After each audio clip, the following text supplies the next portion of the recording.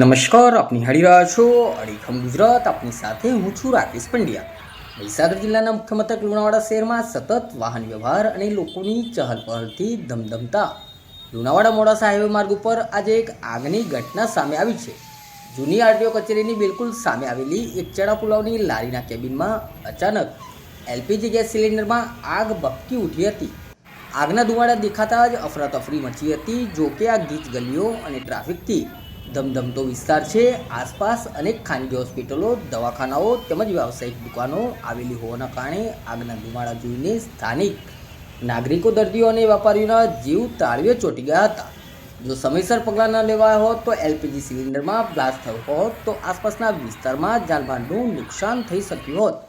બનાવની જાણ થતાં જ લુણાવાડા નગરપાલિકાની ફાયર ટીમે ક્ષણનો પણ વિલંબ કર્યા વિના ઘટનાસ્થળે પહોંચીને પાણીનો મારો ચલાવીને આગ પર પૂર્ણ કાબૂ મેળવી લીધો હતો.